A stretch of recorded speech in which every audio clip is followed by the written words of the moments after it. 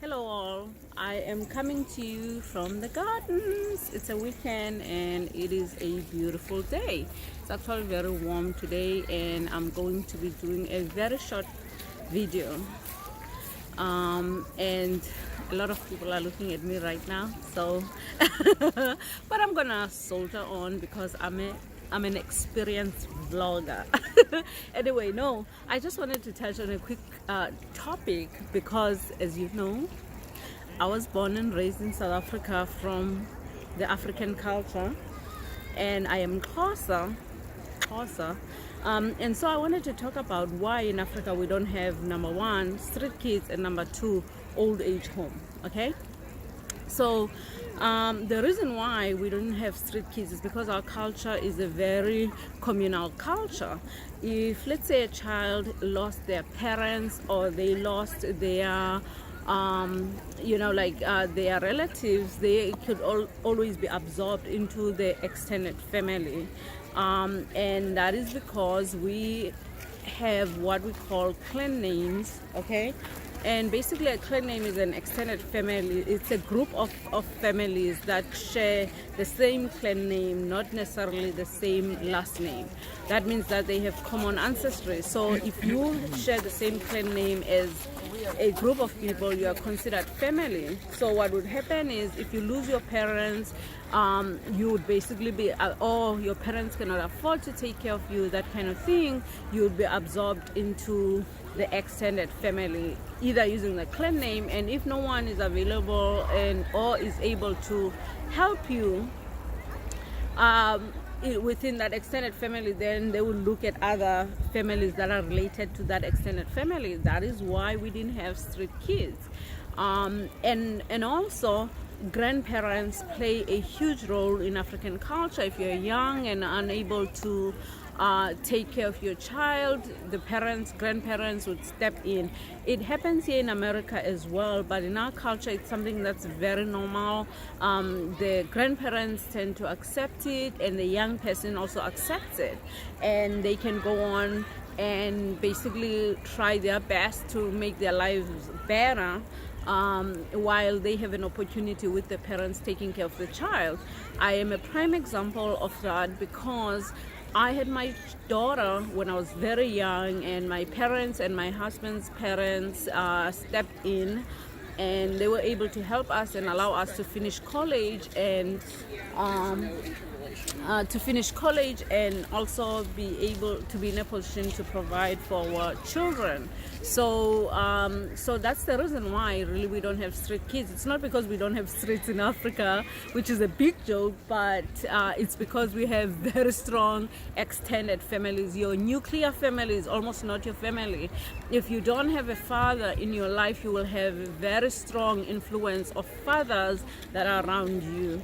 Your biological parents are nice to have, they are not a necessity, and they can totally help, other parents or people who are of, I guess, adult age. They can definitely help you. So that's number one. Number two, the reason why we didn't have old age homes is because a grandparent, as I already stated, plays a huge role within the family, whether it is providing wisdom or providing basically support, if they're in a position to be able to do that while they're still young, such that when they're older, the young kids and the family can take care of the grandparents. But there's also something that I really love about our culture, which is the oldest child, usually the oldest male within the family, never leaves home.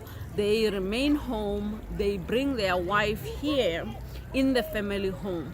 All the other kids are supposed to move out, find their own homes, build their own homes, but the oldest child will live here with the parents, having the wife and the oldest child taking care of the parents until such time that the parents are old and they die, and then they inherit the home.